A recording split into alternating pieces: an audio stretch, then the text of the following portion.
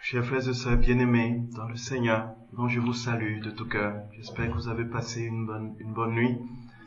Et je remercie notre Seigneur de ce qu'il met en nous de manière toujours plus croissante, ce désir d'être tout à lui. Et c'est pour nous l'occasion vraiment de lui rendre grâce. Et nous comprenons la puissance des rondes. Frères et sœurs, le Seigneur a voulu que nous parlions d'abord très concrètement des rondes dans les détails avant de nous y exercer. Nous comprenons donc que c'est quelque chose de tout naturel. Il ne faudrait pas que nous nous stressions avec un tas de feuilles, de classeurs, de bouquins qui nous prennent toute la journée pour que nous ayons le sentiment d'avoir fait une ronde. Les bouquins sont indispensables et sont nécessaires. Mais en fait, les rondes, c'est le jaillissement du cœur d'amour. Vous voyez, quand on dit le je t'aime, ça jaillit du profond de l'âme.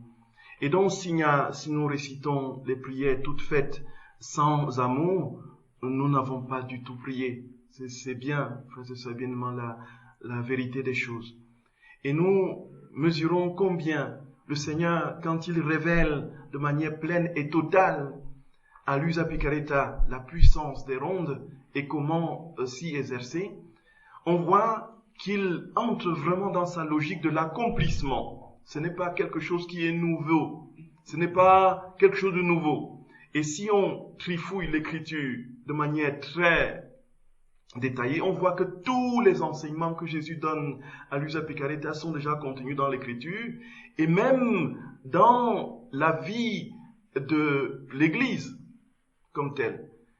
La prière des rondes, frères et sœurs bien-aimés, quand vous établissez le parallélisme synthétique avec la prière que l'ange a enseignée aux enfants à Fatima, il n'y a pas de différence. C'est exactement cela.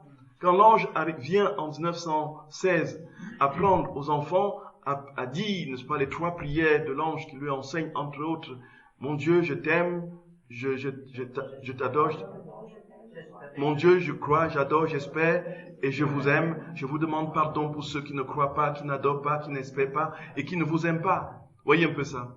Là, on est vraiment là dans l'esprit des rondes. C'est-à-dire qu'on fait les choses pour tout le monde. On prie pour tout le monde, y compris pour ceux qui ne prient pas, y compris pour ceux qui refusent de prier, y compris pour ceux qui sont infiniment loin de penser qu'un jour ils prieront. C'est les satanistes, voyez un peu. Et quand nous faisons une ronde de cette nature, au nom de tous et pour tous, cela veut dire que même ceux qui travaillent à combattre notre Seigneur, un jour seront touchés par la grâce. Aux yeux de Dieu, c'est l'humanité tout entière qui est portée dans cette prière. Et nous le faisons avec justement la nouveauté que Jésus enseigne à l'usa picareta dans sa divine volonté. Dans sa divine volonté. En fait, c'est lui qui prie, en fait. Et donc la simple formule, au nom de tous et pour tous, dans ta divine volonté, change notre prière, lui donne un retentissement éternel, cosmique, et embrase l'univers. Tout est une question d'amour, frères et sœurs, d'amour. Tout est une question d'amour. Quand nous élevons ces prières. Et puis dans les prochaines retraites, nous allons vraiment les approfondir. Je priais cette nuit, vraiment c'était très très fort, et je vous tiens à remercier Michel, qui a eu l'idée de cette retraite. L'idée de la retraite ne vient pas de moi, voyez. C'est Michel qui a eu l'idée de la retraite et qui l'a organisée. Et je crois que c'est parti pour être une institution. Vraiment. Et puis, autant que la possibilité nous sera donnée, si c'est dans un lieu où il y a autant de grâce qu'ici, ce serait l'idéal. Hein, Michel? Amen. Voilà. Elle a acquiescé. Donc, cela veut dire que nous ferons tout pour que l'année prochaine, il y ait une retraite dans la divine volonté, parce que les thèmes sont immensement vastes.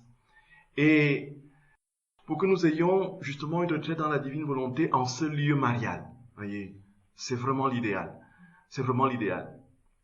Et frères et sœurs bien-aimés, l'idée de Michel m'a vraiment mis dans une sorte de pression où je me suis mis à trifouiller les tomes du livre du ciel. J'ai fouillé, j'ai passé des nuits blanches.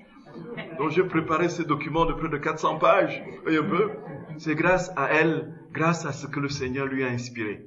Ma chère Michel, dans cette nuit d'adoration, ça m'est venu très très fortement que c'était vraiment, comme a dit justement notre sœur qui nous a parlé de Notre-Dame de Banneux, c'est la Vierge qui nous a appelés. C'est la Vierge qui nous a appelés et qui a mis dans l'esprit de Michel que la retraite se fasse et qu'elle se fasse de manière tout à fait par le Covid est entré là-dedans et le Seigneur s'est servi du Covid pour que nous soyons au lieu même des grâces. Voyez un peu. Que son nom soit béni éternellement. Et nous comprenons, frères et sœurs, combien effectivement il est indispensable d'accueillir tous les événements de notre vie avec action de grâce, y compris celles qui nous contrarient, voyez. Parce qu'au bout, il y a des fruits, on n'en plus douter. Non seulement on est dans un lieu de grâce, avec tout ce que ça comporte comme flot de grâce que nous vivrons après notre retraite, et que nous vivons même déjà maintenant, tout ce que ça comporte aussi sur le plan purement humain comme confort, voyez peu, nous avons finalement eu le confort d'une chambre individuelle, voyez, avec, voilà, tout ceci fait que nous n'avons qu'une seule chose à faire, prendre l'Ariane, malheureusement, ne fonctionne plus, il y a plus rapide que l'Ariane, que la fusée, prendre le cœur de Dieu. Prendre le cœur, la route du cœur de Dieu. Et nous y engloutir, frères et sœurs bien-aimés, et demander au Seigneur chaque jour d'être toujours plus pauvre, d'être toujours plus petit, d'être toujours plus humble, d'être toujours plus rien, que nous fassions cette prière d'infusion avec la réalité profonde de notre misère. Je ne suis rien, je ne suis rien, je ne suis rien, Dieu est tout.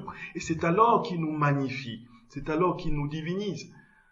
Quand il trouve une seule once, une seule parcelle de vanité et d'orgueil dans une âme, frères et sœurs bien-aimés, il ne peut pas établir son règne de manière parfaite.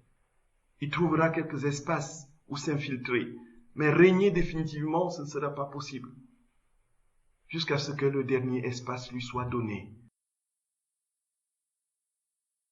Fonde ton domaine, très sainte Mère, dans nos âmes, toi la reine de la divine volonté. Amen. Amen. Frères et sœurs bien-aimés, avant de commencer la causerie de ce matin, je voulais revenir quelque peu sur ce qu'on a dit hier, puisqu'il y a eu énormément de questions qui ont fusé. Donc pour ce qui est il y a des gens qui ont demandé où est-ce qu'on peut trouver les rondes de la, voilà, c'est un exercice personnel, hein, encore une fois, les rondes doivent être personnelles, voyez. Mais un exemple d'exercice de ce que j'ai baragouiné pendant le confinement, c'est sur le site de l'association, française, que vous pouvez trouver dans le site. C'est vraiment un patchwork d'informations. Déjà tous les tomes du livre du ciel, tout ce qui est disponible en écrit sur Luisa Picarita sont enregistrés, que vous trouvez sur le site, la chaîne YouTube des enfants de la divine volonté, donc qui ont été faits par Clay Isabelle. Et puis il y a toutes les informations dont la vie de Luisa, comment est-ce qu'elle a son lieu de vie filmé. Donc vous voyez sa chambre, vous voyez son lieu de vie, le petit hôtel où les confesseurs se succédaient pour célébrer la messe, ainsi de suite. Vous voyez ça, le lieu de vie. Vous voyez aussi dans toute la théologie, dans le texte que j'ai écrit sur le sens et qui a convaincu l'archevêque de Strasbourg qui nous a donné la grâce de l'association. En église, encore une fois, nous sommes en église, frères et sœurs d'amour. Et si l'archevêque demain nous dit de cesser de parler de la divine volonté, nous obéirons. Voyez, nous obéirons. Vous ne m'entendrez plus. Voyez, voyez. Mais donc, il a donc donné son accord et nous sommes donc sous sa supervision. C'est lui qui a l'œil sur l'association, voyez. C'est lui qui rend compte, c'est plutôt celui chez qui nous rendons compte et qui donne des décisions, prend des décisions importantes pour l'association. Voilà comment le statut d'association privée de fidèles nous lie à l'évêque. Et il y a aussi sur le site, justement, les cénacles en formation, les cénacles qui existent déjà. Et puis, pour ceux de l'association dont il y aura l'œuvre grandie de manière très importante, il y aura justement des rencontres de cénacles sur une période, de manière périodique, sur une année ou sur 2 ans, tous les 2 ans ou tous les ans ou tous les ans, ça m'étonnerait, peut-être tous les 2 ans, des rencontres des cénacles, tous les cénacles ensemble dans un lieu peut-être de 2 ou 3 jours, voilà, que l'on fasse le bilan, que l'on travaille à comprendre davantage quelles sont les difficultés que les uns et les autres rencontrent dans les cénacles, quel est justement le déroulement des cénacles, les expériences que les uns et les autres vivent. Donc on aura une banque de données importante et puis ce sera aussi un lieu de fraternisation pour que tous ceux qui vivent justement cette grâce se connaissent et puissent s'entraider et se soutenir.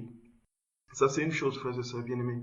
Et puis il y a quelque chose de particulièrement important aussi sur le site, c'est les heures de la Passion et qui a été organisée et mise en place. Ça doit être permanent. Jésus dit que c'est incroyable tout ce qu'on peut lire sur les grâces qui sont contenues dans les heures de la Passion. Frères et sœurs bien-aimés, quand on s'unit à la Passion de notre très saint Seigneur, on comprend justement ce que c'est que l'amour. Et encore une fois, l'amour, la passion, la souffrance, la croix n'est pas la souffrance, n'est pas d'abord la souffrance. La croix n'est pas d'abord la souffrance. La souffrance, c'est la conséquence de l'amour infini de Dieu. La conséquence de son amour infini qui s'est décliné dans une souffrance infinie, puisqu'il ne pouvait qu'aimer de manière infinie et donc souffrir les obstacles à cet amour de manière tout aussi infinie. Voyez, frères et sœurs bien-aimés. Et donc, si nous ne sommes pas dans le déroulement, parce que c'est très organisé, très structuré, il y a deux pôles, le pôle nord et le pôle sud. Donc, tous ceux qui méditent la Passion, on a coupé la France en deux, donc à partir de... Je connais même pas trop bien la carte de la France. Donc, au centre là, au niveau, à partir d'Amiens là, tous ceux qui sont vers le sud, en descendant vers l'Espagne, voilà, l'Afrique et tout ça. Et puis, à partir le nord, en montant l'Alsace, la Belgique, le Luxembourg, et puis la Tchéquie et tout ça.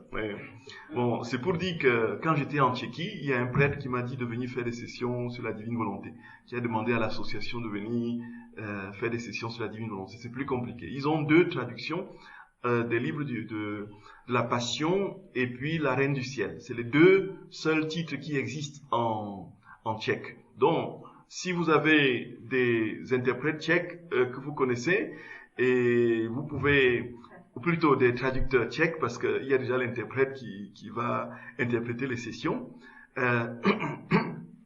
vous faites signe pour que, voilà, qu'on se mette aux traductions en tchèque de certaines, peut-être du tome 11, ou 10 et 11 comme ça. On commence par là. Frères et sœurs bien-aimés, voilà un peu les nouvelles de l'association et la réponse aux questions qui nous sont adressées dans les couloirs.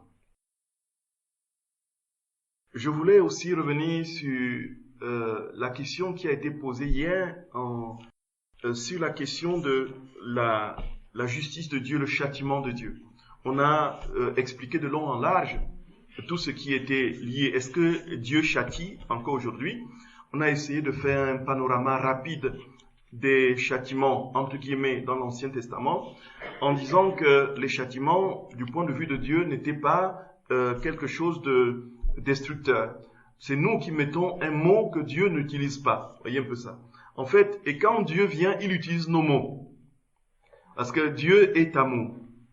Et Saint Jean le dit dans sa première lettre, Dieu est amour, celui qui demeure dans l'amour demeure en Dieu et Dieu demeure en lui. Donc il y a ici quelque chose de particulièrement marquant. On ne peut pas imaginer, concevoir un Dieu qui est amour, qui se compare même comme une mère ayant des entrailles. Une femme oublierait-elle son enfant, ses enfants? Cesserait-elle de chérir le fruit de ses entrailles? Isaïe au chapitre 49. Même si s'en trouvait une pour oublier, moi, je ne t'oublierai jamais, car j'ai gravé ton nom dans les paumes de mes mains. On ne peut pas imaginer un Dieu qui se compare à une mère et dit qu'il n'oublie jamais son enfant, qui châtie ses enfants. Ce n'est pas possible. Alors, voici ce que j'ai retrouvé le texte cette nuit de ce que Jésus dit, c'est au tome 11. Au tome 11, déjà, avant d'arriver au texte même que je veux vous lire, au tome 11 du 12 août 1915, on va voir Jésus qui parle des châtiments et puis qui va dire qu'effectivement, vous voyez, les gens sont contraints de se laisser détruire par leur haine mutuelle pour pouvoir se relever et prendre conscience. Et moi, je laisse faire parce que autrement, ils sont perdus. S'ils ne vont pas jusqu'au bout, ils sont perdus. En fait, ils ne prendront jamais conscience qu'ils doivent se mettre à genoux devant le Dieu qui est leur sauveur, leur Seigneur. Il n'y a pas de possibilité pour le Seigneur de faire autrement que de laisser faire. Il dit, je ne peux pas faire autrement que de laisser faire. Et c'est ce qu'il emploie dans le langage du châtiment et qui pour nous, nous paraît tout simplement insupportable. Effectivement, c'est insupportable parce qu'il n'y a pas de mal en Dieu. Dieu ne conçoit pas le mal. Qui dit destruction dit mal. Oh, Dieu est essentiellement, constitutivement amour. Il est le chesed agapé. L'agapé, n'est-ce pas, grec, qui est l'amour au sens de totale, parfaite donation, sans aucune retenue par quelque inclination ou par quelque intérêt que ce soit. Le chesed hébreu, n'est-ce pas, c'est cet amour sacrificiel. On ne peut pas imaginer Dieu qui est constitutivement, dont l'essence est amour, avoir un seul brin de mal en lui. Voyez ça, frères et sœurs bien-aimés. Un seul brin de mal. De sorte que dans la Bible, comme on l'a dit, les deux termes amour et Dieu sont interchangeables. Agapé et Dieu sont interchangeables. C'est-à-dire qu'on peut changer Dieu en amour et amour en Dieu. Si vous voyez dans l'Écriture, vous voyez Dieu, vous pouvez le changer vous mettre à la place le mot amour. Si vous voyez le mot amour, vous pouvez mettre à la place le mot Dieu, sans problème. Parce que Dieu est amour. Deus caritas est. C'est-à-dire c'est une question d'identité, c'est une structure de Dieu. C'est la structure de Dieu, c'est sa substance. Et même quand il laisse passer, n'est-ce pas, ce qui est de l'ordre de l'homme comme châtiment, alors qu'il est tout puissant, il aurait pu arrêter, c'est toujours en vue, justement, de la fin ultime qui est le salut de l'âme humaine. Et nous avons établi, justement, ce rapport que Paul lui-même établit entre le corps mortel et l'âme immortelle. Je préfère avoir un seul bras plutôt que de perdre mon âme. Voyez ça un peu. Si nous sommes dans la souffrance, cherchons de tout notre cœur, puisque Dieu n'est pas à l'origine de la souffrance, cherchons de tout notre cœur d'échapper à cette souffrance. Si nous sommes malades, soignons-nous. Faisons tout ce qui est en notre pouvoir pour ne pas souffrir. Mais une fois que la souffrance résiste, donnons un sens à cette souffrance. Estampillons sur cette souffrance la valeur sacrificielle de la croix de notre très saint Seigneur. Et cette souffrance aura un resplendissement de lumière et d'éclat au-delà de tout ce que nous pouvons imaginer et concevoir. Et quoi qu'on fasse, frères et sœurs bien-aimés, chacun, c'est le saint curé d'Ars qui le disait, La croix est plantée dans le monde et chacun a son morceau. Chacun a son morceau. Que celui qui n'a pas souffert et qui ne me lève le doigt. Qui lève le doigt. Voilà, personne n'a levé le doigt. Et celui qui lève le doigt, c'est un menteur. Oui. Parce que la souffrance est connaturelle à la condition humaine depuis que nous sommes sortis de la vie divine.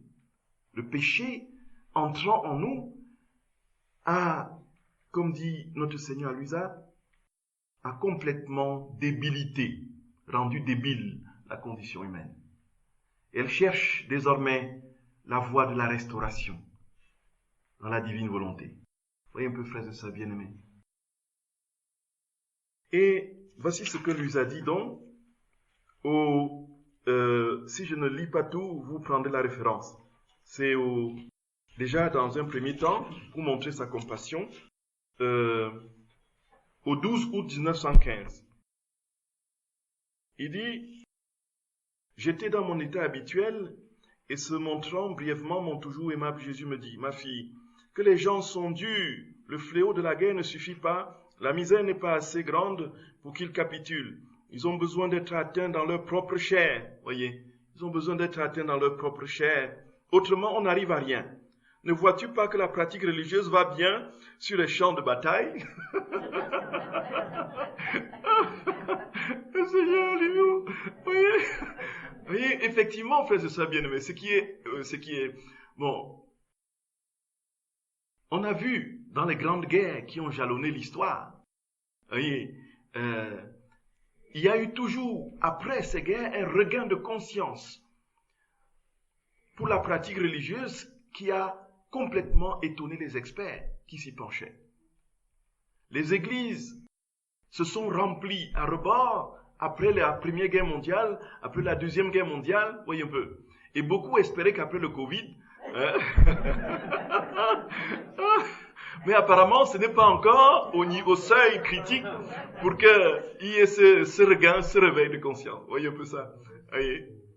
Et il dit, ton amour s'unira au mien, et il dit, donc, pourquoi? Parce que les gens sont atteints. Ainsi, il est nécessaire qu'il n'y ait aucun pays qui ne soit touché, d'une manière ou d'une autre. Que tous soient atteints dans leur propre chair. Ce n'est pas là une chose que je désire. Oh, Jésus d'amour. Il le dit très clairement, frères et sœurs. Ce n'est pas là une chose que je désire. Frères et sœurs bien-aimés, prenez ces références pour répondre à ceux qui, voilà, dans les livres du ciel, à ceux qui sont légitimement heurtés par ces questions-là. Donc, ce n'est pas cela que je désire. Mais leur dureté, comment je veux faire? Leur dureté m'y force à laisser faire. Parce que si je ne laisse pas faire jusqu'au bout, ils continueront à être durs, ils se perdront leur âme. En disant cela, il pleurait. Jésus pleurait en disant cela. Voyez, je pleurais moi aussi, et je priais pour que les peuples se rendent sans qu'il y ait besoin de tuerie, et pour que tous soient sauvés. Et donc, Luisa reçoit des consignes par la suite du Seigneur, l'invitant à s'unir à sa volonté, à s'unir à ses désirs, pour qu'ensemble, il prie, il répare pour tous ces gens, pour que les gens arrivent à croire sans avoir besoin de passer par des si grands et violents châtiments qu'ils s'infligent eux-mêmes. Voyez ça, frères et sœurs. Et ça, c'est au tome 11, 12 août 1915. Et puis, l'autre texte assez significatif, c'est au 3 août 1916. 3 août 1916, tome 11 toujours. Je lis juste le petit passage. Je me souviens aussi que, alors que je le priais pour qu'il fasse cesser les fléaux, il me dit, « Ma fille, penses-tu que je veux les punir?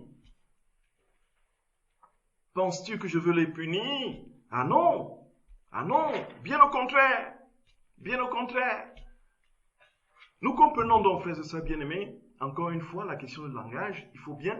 Et dans d'autres passages, effectivement, Jésus parle de telle sorte qu'on a l'impression qu'il est lui-même celui qui prend les fléaux et qui va déposer dans l'histoire les existences des personnes. Celui qui châtie, l'agent direct du châtiment. Ça donne l'impression à penser cela, parce qu'il utilise effectivement, de manière très simple, je châtie, le langage que les gens utilisent pour dire leur relation à la justice, leur compréhension de la justice de Dieu. Voyez ça, frères et sœurs bien-aimés. Et donc, il le dit très clairement ici. Il dit, ma fille, penses-tu que je veux les punir? Ah non, ah non. Bien au contraire, mon amour est si grand que j'ai passé toute ma vie à refaire ce que l'homme devait faire pour la suprême majesté. Et comme mes actes étaient divins, je les multipliais pour tous au point de remplir le ciel et la terre, de sorte que la justice ne vienne pas frapper l'homme. La justice au sens de la justice rétributive, qui est l'immanente réalité en conséquence de nos actes que nous posons quand ils sont pécamineux. Vous voyez ça, frères et sœurs bien-aimés. J'ai tout fait, Jésus dit, j'ai tout réparé, j'ai vécu la vie des hommes. En fait, nous avons, comme il le dit très clairement, la version divine de notre vie a été déjà vécue par Jésus. À Nazareth, à Jérusalem, sur le Tabor, tout, dans les détails de la vie de Jésus, il a vécu tout de manière infinie pour chaque être humain qui passera sur cette terre jusqu'à la consommation des siècles. Il nous demande seulement de récupérer cette version divine de sa vie, de la vie qu'il a vécue. Il dit, penses-tu que j'ai fait tout cela pour qu'il soit détruit? C'est pas possible. Voilà, frères et sœurs d'amour. Voilà, un excursus rapide qui a pris suffisamment de temps sur cette question d'hier. Donc, encore une fois, Jésus nous prend là où nous sommes.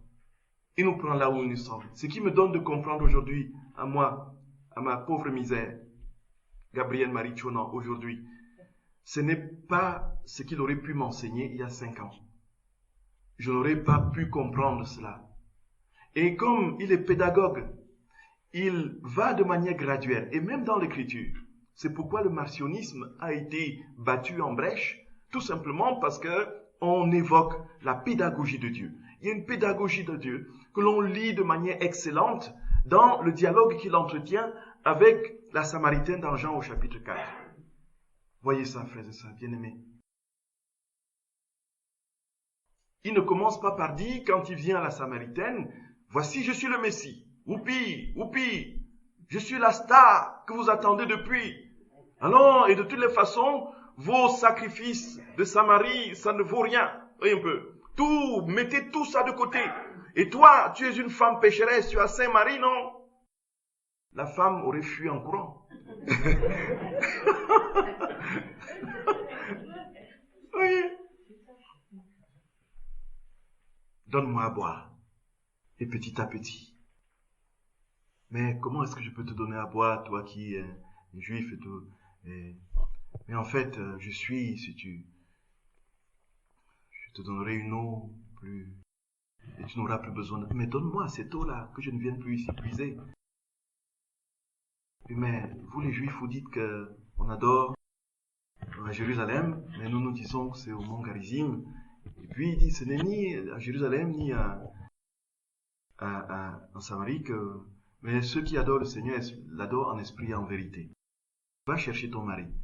Je n'ai pas de mari. Oui, justement, parce que tu as eu 5 maris, et puis celui avec qui n'est pas ton mari.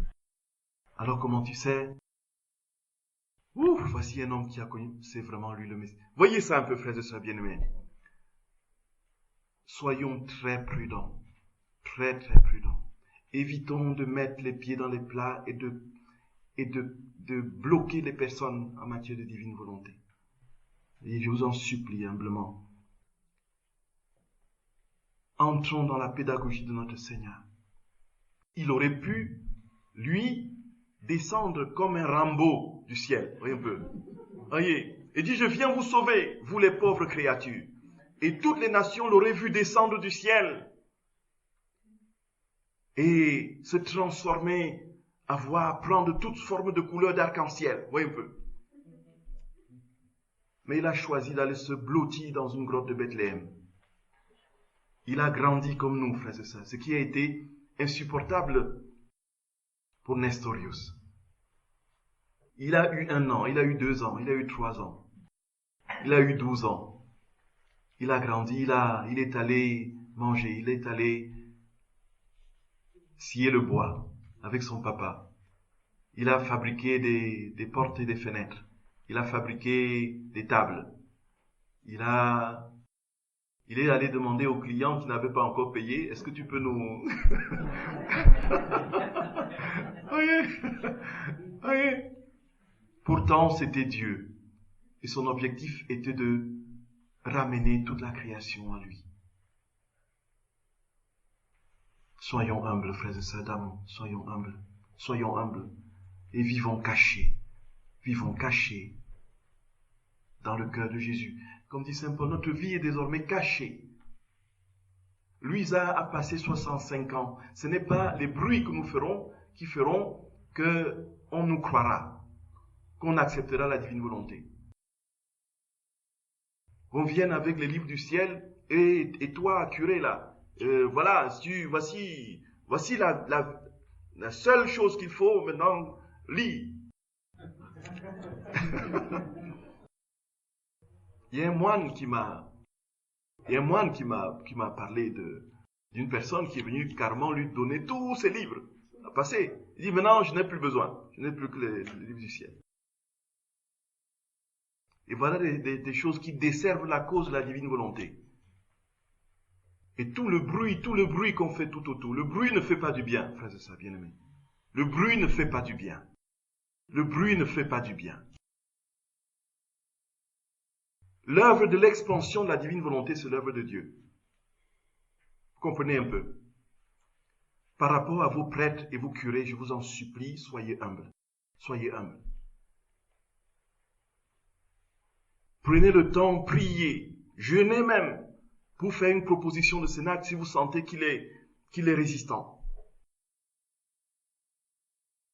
Et s'il n'accepte pas, patientez, patientez, patientez. On a demandé à Padre Pio de ne plus célébrer pendant plus de 10 ans, un peu, en public. Il a obéi. Il devait célébrer en secret. On a demandé à Luisa, voilà, de confisquer ses écrits en 1938. Et elle a obéi. Elle dit, je me soumets, et je donne mon avis. Tout ce qui sera dit, je dirai oui. C'est là que Dieu bénit. Parce que quand il sort la réalité au grand jour, c'est cacheté, c'est estampillé de sa propre gloire, de sa propre vie. On peut se servir de la divine volonté pour tout, frères et sœurs bien-aimés, pour tout. Pour avoir un titre, pour avoir un nom, pour avoir un renom, pour avoir... Tout comme la messe que l'on célèbre. Le prêtre peut célébrer la messe pour sa propre gloire. Pour il fait des grands trucs pour que l'on le voit, voyez un peu, pour qu'on l'admire. Et puis il cherche des mots choisis pour que tout est piégé. Tout peut être sujet de vanité, y compris dans les choses saintes. Et Jésus le dit très clairement à Luisa Piccarreta, de manière très très ferme. Faisons attention, frères et sœurs d'amour, faisons attention. Demandons au Seigneur la grâce de l'humilité. Encore une fois, l'humilité, l'humilité, l'humilité. Le risque est tellement grand que lorsqu'on est devant les gens, c'est terrible, effrayant. Ce que l'ennemi peut, pendant la célébration de la messe. Et même quand on fait l'effort, moi je fais tout ce que pendant la célébration de la messe, j'ai toujours les yeux fermés pour ne pas voir les gens. Et même quand j'ai les yeux fermés, ce n'est pas évident parce que si je ne vois pas les gens et si je ne sais pas ce qu'ils pensent, ce qu'ils voient et qu'ils disent de moi, voyez un peu, mais mes pensées font d'autres réalités. Voyez, je pense à ce qui reste dans mon frigo, ce que ce que je veux manger après la messe, vous voyez.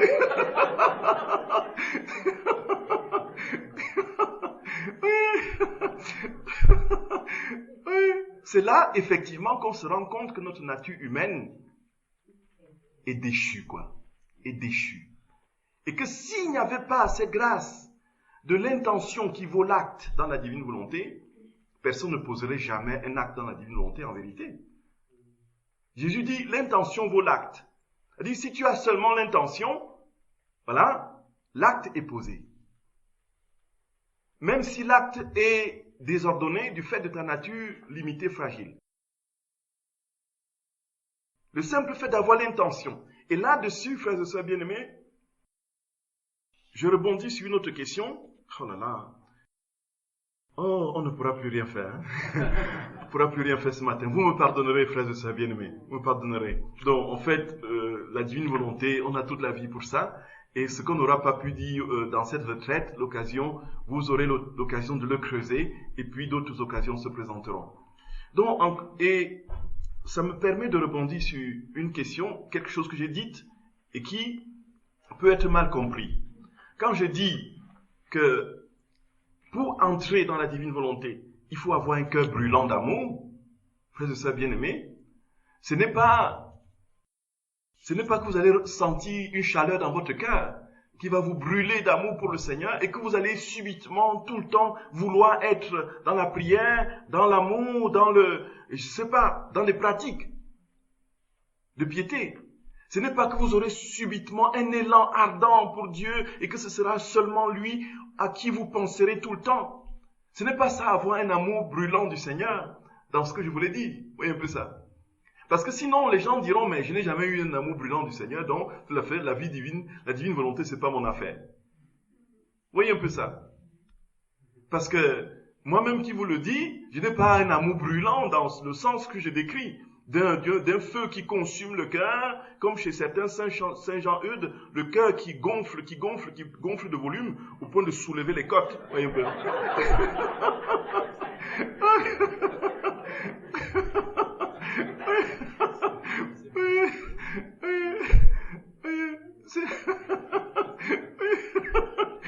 Attendez-moi, ce n'est pas de ça qu'il s'agit. Moi, je ne suis pas là-dedans, je n'ai aucune grâce sensible. Je suis dans des combats, si vous pouviez savoir. Des combats. Oui. Des combats, c'est terrible, frères et sœurs bien-aimés. Je vous ai dit, parfois même pour monter à la messe, j'ai l'impression que j'ai des kilos dans le pied. Voyez un peu. Voyez un peu.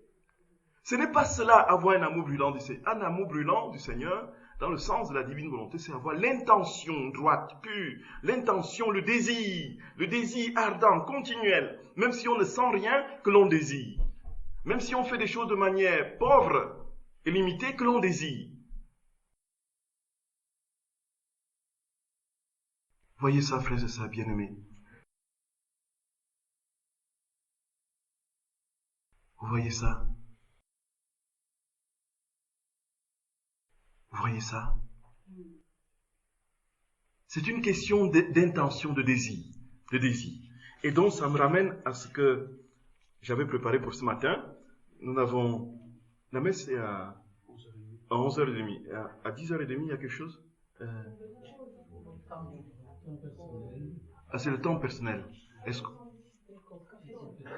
Ah oui, confession, oui, pardon, merci. Oui, c'est pas temps personnel. Oui. Oui. Bon, chers frères et sœurs, si on grignote 5 minutes sur les confessions, est-ce que vous pouvez, les pères, il y a le Père Jean de Dieu qui est avec nous derrière là, qui peut nous aider à... C'est bien ça? Oui, Père. Exactement, tout à fait. Le Père Jean de Dieu est derrière. C'est le prêtre de la fraternité du Carmel, là, dans le coin. Oui, dont nous sommes 4 prêtres. Et donc, si on grignote un peu quelques minutes, nous avons la possibilité de nous confesser largement. Voilà. Nous sommes 3 prêtres, 3 prêtres, puisque le Père Jean-Baptiste vit sa retraite. Alors, essayons d'aller un peu vite. Donc, Jésus parle de l'importance du désir. L'importance du désir. il dit que pour accéder dans la divine volonté, il suffit de désirer, de vouloir. Et de vouloir. C'est au tome 12, le 16 février 1921. Il dit pour y accéder, il suffit de le vouloir. Il suffit de le vouloir. Vouloir. Sans cette décision, même si la volonté humaine se trouve dans ma volonté, elle n'en fait pas partie et ne jouit pas de ses effets. C'est-à-dire que même si Dieu couvre tout, effectivement c'est le cas, puisque la divine volonté englobe toutes choses. La divine volonté porte toute la réalité créée, y compris nos âmes. Donc nous sommes dans la divine volonté. C'est la divine volonté qui me fait parler, c'est la divine volonté qui me fait mouvoir, c'est la divine volonté qui nous fait tout. Tous nos actes sont portés par la divine volonté, tout ce qui vit. Donc même si nous sommes là-dedans, si nous n'avons pas le désir et le vouloir, nous ne correspondrons pas à sa vie. Donc il y a quelque chose ici, frères et sœurs bien-aimés, et on l'a vu hier avec ce que notre sœur nous a dit, l'humilité de la Vierge. L'humilité de la Vierge, elle se tient de côté et dit, bon, est-ce que tu veux, Jésus qui dit lui aussi, est-ce que tu veux me suivre? Pourquoi veut-il, alors qu'il est tout-puissant, qu'il y ait l'apport de l'homme, qu'il y ait l'adhésion de l'homme, qu'il y ait son consentement, son assentiment? C'est tout simplement parce que il veut l'associer librement. Et la réalité la plus extraordinaire qu'il ait créée, c'est le libre arbitre, c'est la liberté chez l'homme. Et d'ailleurs, c'est le titre d'un bouquin, au commencement était la liberté. Si Dieu nous a créés à son image et à sa ressemblance, c'est bien parce qu'il nous a créés libres. Nous sommes libres de lui dire oui, de lui dire non. Même si le oui ou le non que nous disons est porté par sa volonté, puisque pour articuler la mâchoire et laisser le son sortir de l'œsophage, pour lui dire non, voyez un peu, c'est encore lui. Il peut le stopper, voyez un peu.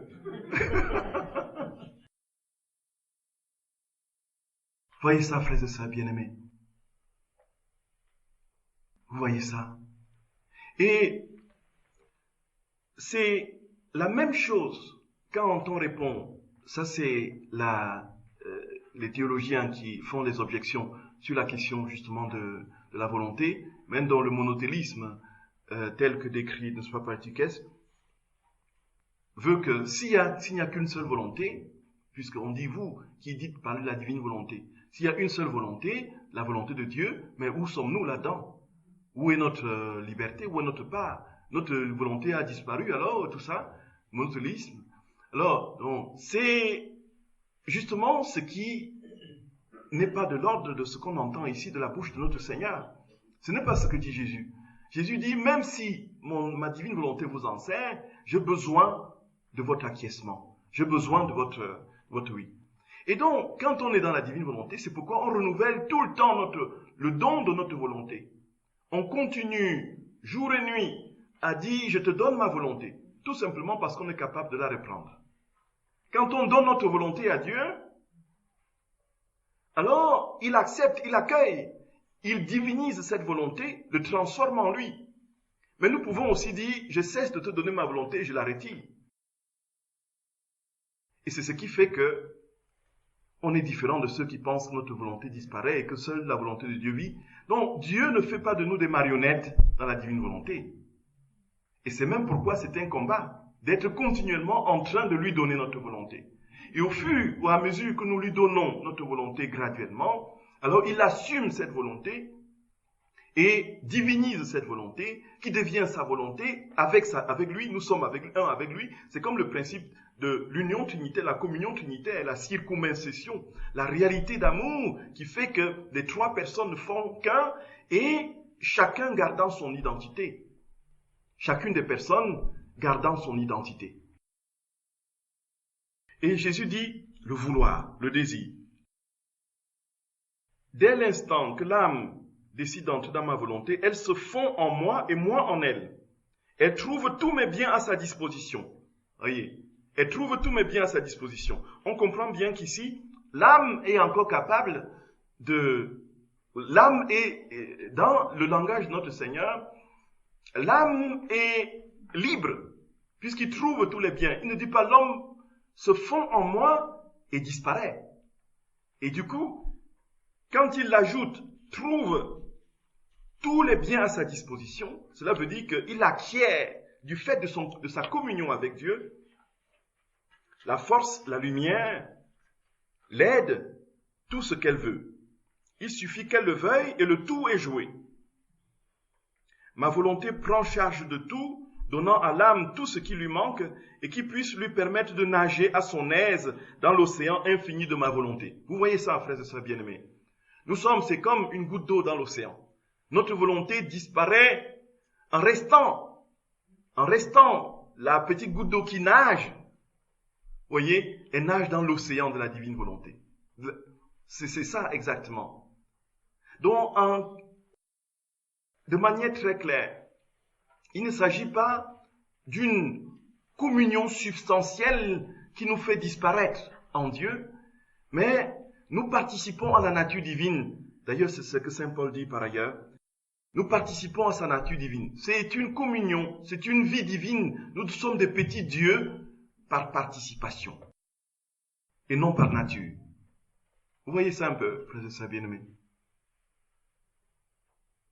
Et donc, quand on parle du désir, il ne s'agit pas d'un simple désir émis superficiellement avec une attente immédiate de résultat. Oui, Seigneur, je te donne ma volonté, et de tout est joué. Je te donne ma volonté, voilà, maintenant tout doit se faire de manière divine. C'est pas de cela qu'il s'agit.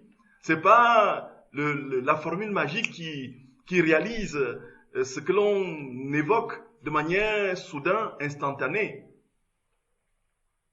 En fait, une fois encore, c'est le désir ardent du cœur. Ça doit partir du tréfonds de l'âme, frères et sœurs bien-aimés.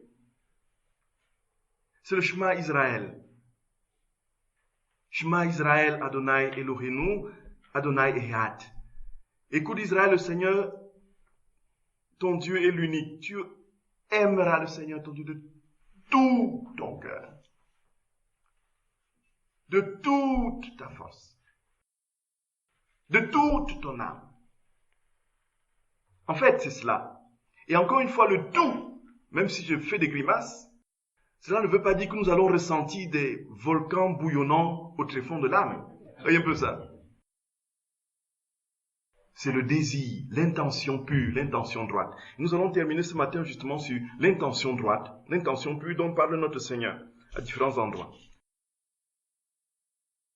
Et il dit chaque fois que nous faisons quelque chose, frères et sœurs bien-aimés, que l'unique raison qui nous pousse à faire ce que nous avons à faire, que l'unique raison soit Dieu, que l'unique raison soit pour Dieu.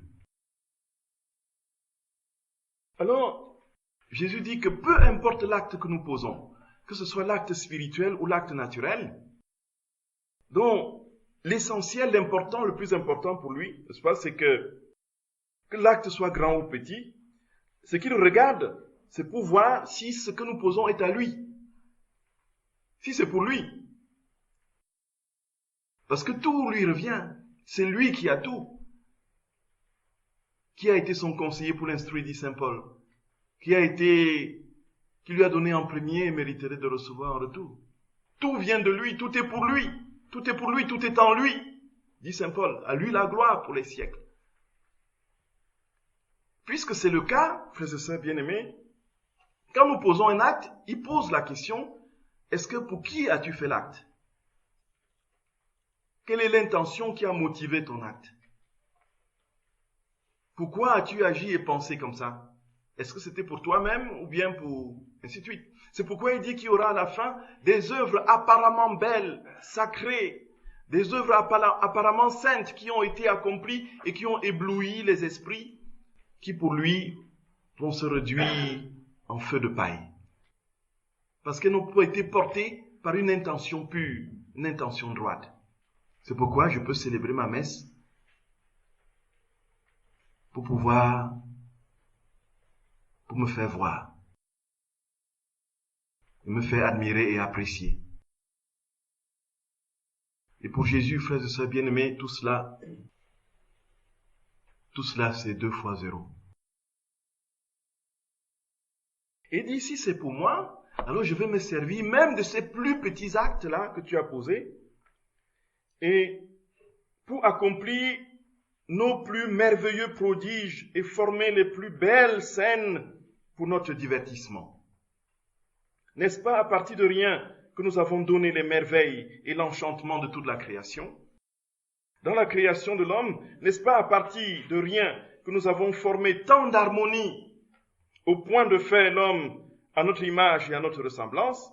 Ma fille, si la créature ne devait nous donner que ce qui est spirituel, elle nous donnerait fort peu. Au contraire, en nous donnant même ces plus petits actes naturels, les tout petits, c'est-à-dire que même les plus petits. Peut-être ça peut me consoler pour le chocolat. Si je n'exagère pas de trop, peut-être que si... Ouais. Enfin, il ne faut pas que je trouve des subterfuges pour rester dans le vice. Alors, il dit... Alors, donc, elle nous donnerait fort peu. Il dit, au contraire, même en nous donnant, même ces plus petits actes naturels, elle peut toujours nous les donner. Nous sommes en relation continuelle et l'union entre nous et la créature ne s'interrompt jamais. Voyez, frères et sœurs bien-aimés, c'est pourquoi nous pouvons balbutier notre pauvre Je vous salue Marie dans la divine volonté et ne l'avoir fait qu'un seul Je vous salue Marie par jour. Et puis quelqu'un d'autre a fait des milliers de prières, a fait tout ce qui pouvait être fait et fait l'adoration, fait les 4 rosaires, fait les différentes dévotions, fait différentes rondes de la création qu'il a pris dans un bouquin qu'il a pris toute une demi-journée, ainsi de suite. Et puis, à un moment donné, voilà, il y a une quantité impressionnante de prières qui ont été faites. Et en proportion du seul petit Je vous salue Marie que vous avez fait dans la divine volonté, si cette quantité de prières que vous avez faites est portée par le désir de montrer, voilà, je suis dans la divine volonté, je fais mes prières, je fais ceci, je fais cela, pour le Seigneur, frère et sœur bien-aimé, non seulement le premier, avec son seul petit Je vous salue Marie, a irradié les vies divines sur l'univers entier, sur le cosmos. Le second, non seulement son truc s'est réduit à rien, à néant, mais il a été le jeu du démon. Puisque ça a été source d'orgueil. Voyez ça, frères et sœurs bien-aimés. Et d'autant plus que ces petites choses sont toujours présentes chez les petits comme chez les grands, chez l'ignorant comme chez le savant. Respirer, se mouvoir, se servir des choses personnelles, ce sont des choses que tout le monde doit faire et continuer à faire. Et lorsque ces choses sont faites pour l'amour de nous, voilà, c'est moi mon enfant, c'est moi. Pour l'amour de nous, pour que nous formions la vie de la divine volonté en elle, voilà notre triomphe, notre victoire, et la raison pour laquelle nous avons fait la créature. Vois-tu alors combien il est facile de vivre dans notre vouloir? Il n'est pas nécessaire de faire des choses nouvelles, mais plutôt ce que l'on fait toujours, c'est-à-dire vivre sa vie comme nous l'avons donnée, dans ma volonté, mon intention. C'est pourquoi, frères et sœurs bien-aimés, nos actes, comme nous avons dit, aujourd'hui nous pouvons aller prendre une bière, n'est-ce pas, boire, manger quelques petites gâteries et vivre une vie tout à fait ordinaire et normale et rendre gloire au Seigneur plus que tous les saints qui ont passé des veilles et des jeûnes à se mortifier et à vivre des sacrifices inouïs dans leur propre volonté. Si nous l'avons fait dans la divine volonté. Voyez un peu ça. Et c'est pourquoi ce n'est pas facile de vivre dans la divine volonté, parce qu'il faut une attention continuelle dans nos actes. Chaque fois que je pose un acte, que je demande au Seigneur d'être immédiatement là. C'est pourquoi la vie dans la divine volonté nous entraîne dans une prière perpétuelle. Nous devons être continuellement en présence de Jésus. Et c'est que les saints, d'autrefois, dans les grands sacrifices qu'ils avaient, ils avaient des heures précises où ils pensaient à Jésus. Et ils se sacrifiaient, ils faisaient des mortifications, ils se flagellaient, et ainsi de suite. Mais si notre vie est traversée de part en part dans le maillage de la vie divine, alors nous rendons gloire au Seigneur infiniment plus grandement que tous ceux qui ont travaillé dans des efforts personnels arides et ardus. Et voici ce qu'il dit, je vais terminer. Dans ce que je viens de vous lire, c'est au tome 36. Tome 36, 17 mai 1938. 17 mai 1938, au tome 36.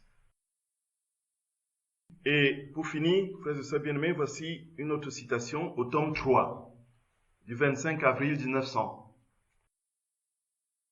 Il dit, la pureté d'intention est d'une grandeur telle que celui qui agit pour l'unique raison de me plaire inonde de lumière tous mes travaux. Celui qui n'agit pas avec droiture ne fait que répandre les ténèbres, même dans le bien qu'il fait. Voyez un peu. C'est terrible. Cette parole de Jésus est terrible, frères et sœurs bien-aimés. Oh mon bon Jésus, s'il te plaît, aide-nous, aide-nous. Être vigilants. Même si nous faisons des choses extraordinaires, sans intention pure, nous jetons la ténèbre autour de nous. Nous enfantons la ténèbre. Tome 3, 25 avril 1900. Là, je relis. La pureté d'intention est d'une grandeur telle que celui qui agit pour l'unique raison de me plaire inonde de lumière tous mes travaux. Celui qui n'agit pas avec droiture ne fait que répandre les ténèbres, même dans le bien qu'il fait.